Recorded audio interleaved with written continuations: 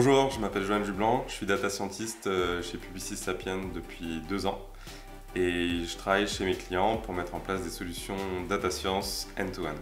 Je suis développeur web chez Publicis Sapient depuis 5 ans et ambassadeur de la Fondation Web. En général, on me sollicite pour des missions de création d'applications web ou pour des sujets de web performance. Alors pour moi, le front, c'est super important. C'est la porte d'entrée de l'application. Ça va totalement conditionner l'expérience de l'utilisateur et donc ça va déterminer s'il souhaite revenir ou pas et utiliser le produit. Même pour un dashboard qui semble simple au départ, il y a de nombreuses questions qui se posent et auxquelles va devoir s'attaquer la partie front. Les data scientists, c'est un petit peu les magiciens de la data. Ils arrivent à prédire des événements, à conseiller les décideurs en faisant parler leurs algorithmes avec des données pas toujours très lisibles. Alors oui, on travaille ensemble, notamment en ce moment. Par exemple, on travaille sur une application web qui sert à un modèle de deep learning pour traiter un flux vidéo. L'idée, c'est de traiter chaque image et de pouvoir donner un rendu à l'utilisateur qui soit fluide et qui lui apporte une valeur ajoutée par rapport à son flux vidéo classique. Oui, totalement. Ça peut nous arriver de bosser ensemble. On a des métiers qui peuvent être complémentaires pour visualiser de la donnée, par exemple. Un graphe bien construit, ça sera toujours plus instructif que de longues phrases. Mon boulot, en quelque sorte, c'est de sublimer tout son travail et de le rendre plus accessible. Eh bien ouais, justement, on a commencé à se poser des questions de servir des modèles de machine learning et de deep learning sur une application web facilement.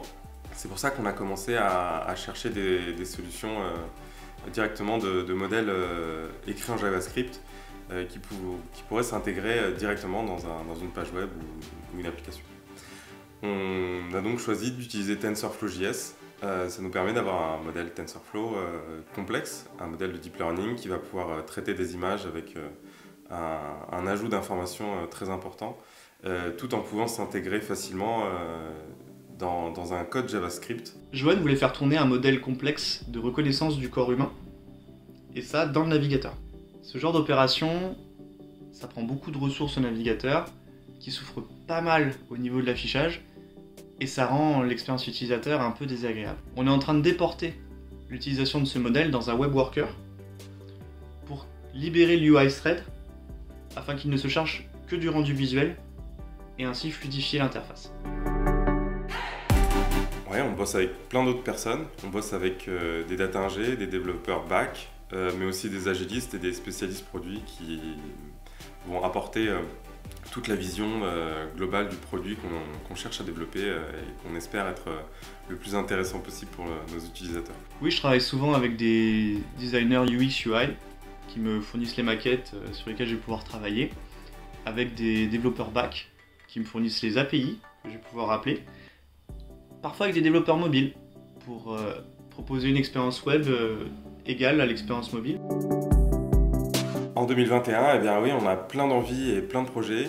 On organisera une conférence, le Data XD, une conférence orientée sur la data bien sûr, et qu'on espère pouvoir réaliser en présentiel cette année, contrairement à l'année dernière, pour pouvoir voir les gens, discuter de manière informelle et présenter un maximum de talks passionnants autour de la data.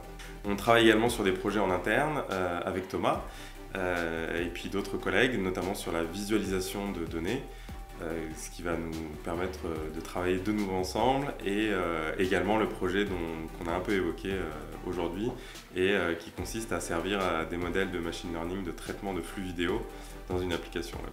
2021, c'est aussi la 2e édition de Frontside, notre conférence web. Ça se déroulera à peu près en octobre. Il y aura plus d'intervenants, plus de présentations, plus de cookies, et toujours la volonté de proposer du contenu très technique et de qualité pour les développeurs web.